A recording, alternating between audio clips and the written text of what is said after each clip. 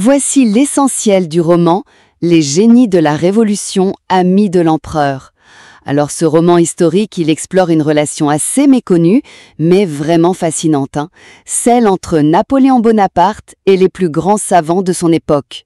Premièrement, il faut savoir que Napoléon était un vrai passionné de science. Déjà tout jeune, bien avant d'être général, il était obsédé par les maths. Son rêve secret, en fait, c'était pas seulement l'armée. Il a même dit un jour qu'il aurait préféré être le nouveau Newton plutôt que le nouvel Alexandre. Et c'est une passion qu'il a gardée toute sa vie. Il a par exemple aidé à créer l'école polytechnique et il a fondé l'Institut d'Égypte. Deuxièmement, cette passion est devenue une véritable arme secrète pour la Révolution. En 1793, la France est en crise, elle est encerclée, elle manque de tout. Alors, un certain Lazare Carnot, qu'on surnommait l'organisateur de la victoire, a une idée: mobiliser les scientifiques pour l'effort de guerre.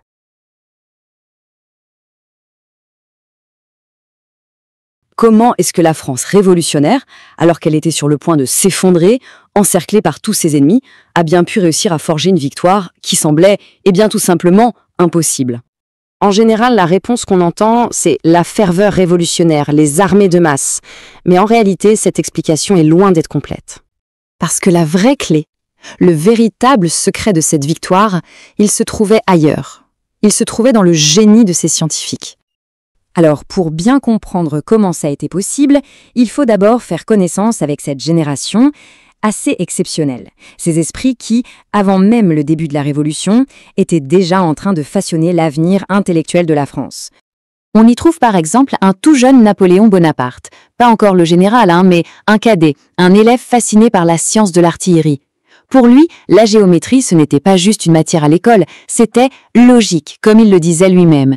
Une vision des choses qui allait définir toute sa carrière. Et puis il y a ce personnage, Gaspard Monge. C'est lui qui a créé la géométrie descriptive, une discipline tellement vitale pour les fortifications militaires qu'à l'époque, elle était classée secret défense. C'était un vrai maître de l'ingénierie. On trouve aussi son ancien élève, Lazare Carnot. Alors lui, c'est un profil étonnant. Ingénieur militaire, mais aussi poète. Quelqu'un qui comprenait aussi bien la mécanique d'une machine que celle d'une nation. D'ailleurs, l'histoire ne s'y est pas trompée, on l'a surnommé l'organisateur de la victoire.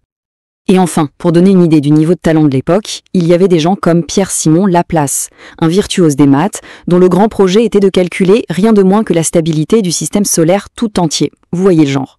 Ces hommes, c'était l'arsenal intellectuel de la France. Bon, maintenant, faisons un saut en avant. On est en 1793.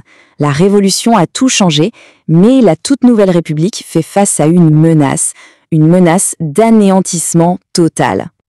En quelques années, la situation a complètement dégénéré. Après 1789 et le début de la Révolution, il y a eu la guerre avec les monarchies d'Europe, l'exécution du roi, et en août 1793, on en arrive à un point de rupture. La France est assiégée de toutes parts au bord de l'effondrement. Pour vous dire à quel point le moment est grave, Maximilien Robespierre lui-même dit à Carnot « La France est au bord du gouffre, nous sommes encerclés ». Tout se joue vraiment en quelques semaines. Et là, on arrive au problème crucial.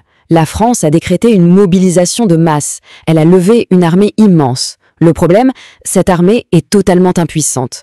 Pourquoi? Parce que les arsenaux sont vides. Il n'y a plus d'acier, plus de poudre à canon. Il n'y a même plus assez de cuir pour faire des bottes. En gros, c'est une armée de papier. C'est à ce moment précis que l'histoire bascule. Face à ce vide matériel absolu, Carnot, au lieu de se tourner vers les généraux, il se tourne vers les scientifiques. C'est le début d'une mobilisation des esprits les plus brillants du pays pour l'effort de guerre. D'ailleurs, il y a cette phrase incroyable de Gaspard Monge devant le comité de salut public. On lui demande où trouver des armes et il répond « Je vous répondrai dans la science ». Ce n'est plus une vague idée là, c'est un vrai plan de bataille. Prenons l'exemple le plus urgent, la poudre à canon. Son ingrédient principal, le salpêtre, était importé. Les frontières sont fermées, donc plus de salpêtre. La solution est juste géniale. Les chimistes organisent une collecte nationale. On demande à tous les citoyens d'aller gratter la terre de leurs caves, de leurs étables, qui est riche en salpêtre. En parallèle, ils inventent des méthodes ultra rapides pour le raffiner, et en quelques mois, le pays entier se transforme en une gigantesque usine de poudre à canon. Et pour les canons, c'est la même logique, la même ingéniosité. On prend les cloches des églises, qui sont des symboles de l'Ancien Régime, et on les fait fondre pour récupérer le bronze.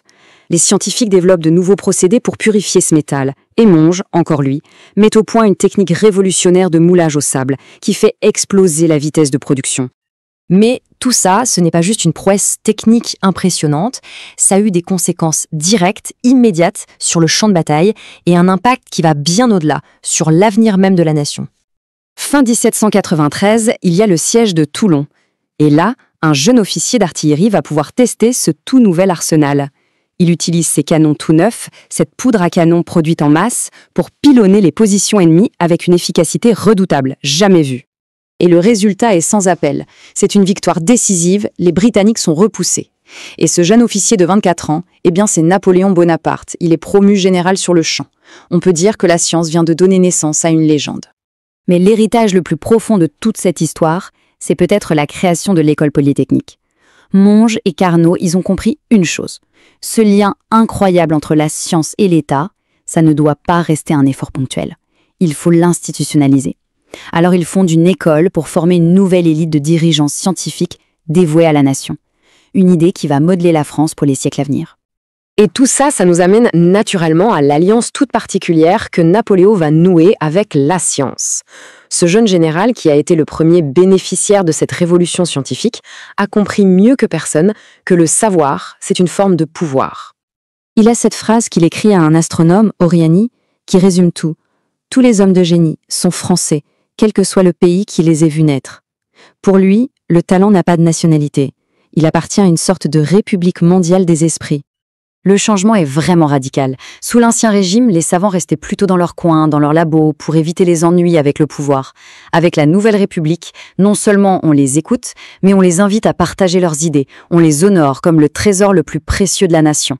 C'est un renversement complet de perspective. Il ne veut pas être seulement un général victorieux, mais un champion du progrès. Et l'expédition d'Égypte l'année d'après, en 98, c'est la manifestation la plus spectaculaire de cette double ambition. Ah oui, ce n'est pas qu'une campagne militaire, c'est une véritable expédition scientifique. Il n'emmène pas seulement 40 000 soldats, mais une commission de plus de 160 savants, ingénieurs, artistes. Dont ses amis Monge et Berthollet. Évidemment. C'est du jamais vu. Il transforme son navire amiral, l'Orient, en une sorte d'université flottante. Le soir sur le pont, il organise des débats scientifiques. Il parle de quoi, pile ? Les sources nous disent qu'il discutait de l'âge du monde, de la possibilité de vie sur d'autres planètes, de l'interprétation des rêves. Des sujets d'une modernité folle, quoi. Il se met en scène, pas comme le chef qui donne des ordres. Non, mais comme le primus inter pares, le premier parmi ses pairs, au sein de cette république des savoirs qu'il a embarqué avec lui. Et c'est dans ce contexte, au Caire, qu'on arrive à notre scène centrale. Il a fondé l'Institut d'Égypte, il est au palais Esquébiet, entouré de ses savants. Et il se laisse aller à une confession qui va laisser tout le monde pantois. Il se compare à Alexandre le Grand, autre conquérant de l'Orient, mais il ajoute « Oui, et on sent une pointe de regret dans sa voix qu'il aurait préféré marcher sur les traces de Newton. C'est une déclaration pour le moins déroutante pour un général en pleine gloire. Son ami Gaspard Monge, pour le consoler ou peut-être le flatter un peu, lui répond alors avec une citation célèbre du mathématicien Lagrange. Une citation qui résume parfaitement la pensée de l'époque. Monge lui dit « Nul n'atteindra à la gloire de Newton. Il n'y avait qu'un monde à découvrir. » Et ça, il faut bien le comprendre. Oui, c'est essentiel. Pour les savants du XVIIIe siècle, Newton a tout découvert. Il a trouvé les lois de la gravitation universelle, il a expliqué le mouvement des planètes, le grand système de l'univers, c'est bon, il a été mis à jour. La physique, dans ses grands principes, semble achevée. C'est ça. Il n'y a plus de nouveau monde scientifique à conquérir. Et c'est là que la réponse de Bonaparte fuse. Elle est foudroyante. Il rétorque, plein de vivacité. « Qu'ai-je là entendu ? Mais le monde des détails. Qui a jamais songé à cet autre ?» C'est un moment de bascule intellectuelle. Le monde des détails. Il oppose le monde macroscopique de Newton, celui de l'astronomie, à un autre univers, un autre continent à explorer. Celui des plus petits corps. Le monde de l'infiniment petit. C'est une formule incroyable. On pense immédiatement à la physique quantique, à la physique des particules. Mais c'est fou de l'entendre à cette époque. Qu'est-ce qu'il visait exactement avec ça ? C'est là que sa vision devient prophétique. Il explique que découvrir les lois qui régissent ce micro-monde, comprendre comment le mouvement se communique par ses plus petits corps, ce serait une réussite supérieure à celle de Newton. Supérieure. Oui, car ce serait, dit-il, résoudre le problème de la vie de l'univers. Il a l'intuition que les secrets fondamentaux de la matière et de la vie ne se trouvent pas dans les étoiles, mais dans l'infiniment petit. Un siècle avant la découverte de l'électron ou du noyau atomique. C'est vertigineux. Et ce n'est pas juste une jolie phrase lancée en l'air. Un des témoins de la scène, le naturaliste Étienne Geoffroy-Saint-Hilaire, confirmera bien plus tard que cette idée était chez Napoléon une obsession de longue date. Une véritable vocation de jeunesse. Une révélation providentielle, dira-t-il. C'est le rêve secret du mathématicien qui n'a jamais cessé de vivre en lui. Le regret de ne pas avoir pu consacrer sa vie à cette quête, qu'il jugeait la plus haute de toutes. Et pour la pensée finale, il y a cette scène poignante, rapportée dans les sources. On est en juin 1815, tout est perdu pour lui. Waterloo vient d'avoir lieu. Il rêve de s'exiler en Amérique et il confie, je cite, « Le désœuvrement serait pour moi la plus cruelle des tortures. Condamné à ne plus commander des armées, je ne vois que les sciences qui puissent s'emparer fortement de mon âme. » Il continue. Oui, je veux, dans cette nouvelle carrière, laisser des travaux, des découvertes dignes de moi. C'est extraordinaire comme phrase. Au moment de la défaite absolue, son ultime ambition, ce n'est pas de reconquérir un trône. Non. C'est de devenir un grand scientifique, un Newton. Ça pose une question vertigineuse. Si l'homme qui a incarné la conquête militaire à son paroxysme voyait dans la découverte scientifique une gloire encore plus grande, qu'est-ce que ça nous dit sur la véritable nature du pouvoir ?